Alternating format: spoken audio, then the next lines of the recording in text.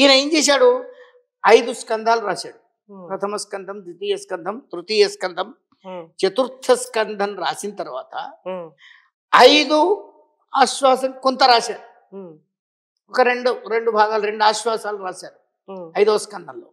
తర్వాత బొప్పరాజు గంగనకు అప్పచెప్పాడు. ఆయన కొంతవరకు రాసి ఆ మిగిలిన ఆశ్వాసాలు ఆయన పూర్తి చేశారు.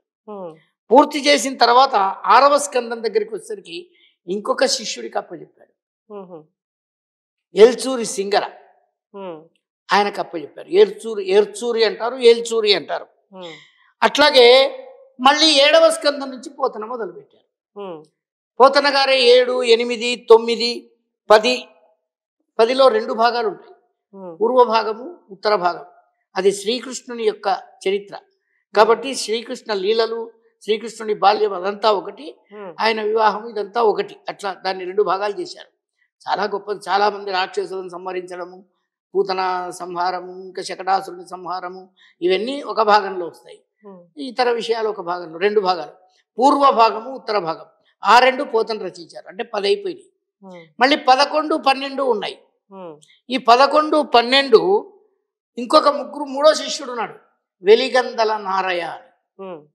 ఈ వెలిగందల అనే గ్రామం ఇప్పటికీ ఉంది. కరీంనగర్ అనే డిస్ట్రిక్ట్ ఉంది కదా, ఈ కరీంనగర్ డిస్ట్రిక్ట్ పూర్వం పేరు వెలిగందల. దానికి తర్వాత నైజాం ప్రభుత్వం వచ్చిన తర్వాత అక్కడ ఒక జిల్లా కేంద్రం కట్టి దాన్ని కరీంనగర్ అన్నారు. దాన్ని ఇప్పుడు ఎలిగందల అంటారు వాళ్ళు. ఆ వెలిగందల నారయ్య ఈ ఊరివాడే. అంటే పోతన్నకు దగ్గరే కాబట్టి ఆయన దగ్గర చదువుకున్నాడో ఏమో తెలియదు. ఆయన 11, 12 రాశాడు. అంటే దీంట్లో బొప్పరాజు గంగన, ఏల్చూరి సింగన, ఈ వెలిగందల నారయ్య ముగ్గురు ఉన్నారు. బొప్పరాజు వాళ్ళు ఇప్పటికీ ఉన్నారు.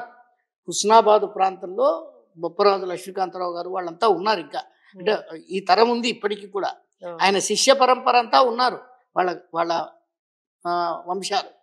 ఈ దీంట్లో అంటే మొత్తం భాగవతంలో 9000 గద్య పద్యాలు ఉంటాయి. ఈ 9000లో మనకు మొదటి స్కందంలో ఒక 530 దాకా ఉంటాయి. 2వ స్కందంలో 280 దాకా ఉంటాయి. 3వ స్కందంలో 1050 దాకా ఉంటాయి. 4వ స్కందంలో 977 ఉన్నాయి. 5వ స్కందంలో కొంత అంటే దాంట్లో మొత్తం 350 ఉంటే ఒక 183 వరకు బమ్మెరపోతన, మిగిలిన 168 ఈ బొప్పరాజు గంగన రాశారు. దాంట్లో అంటే 5వ స్కందంలో 2 భాగస్వామ్యం ఉంది.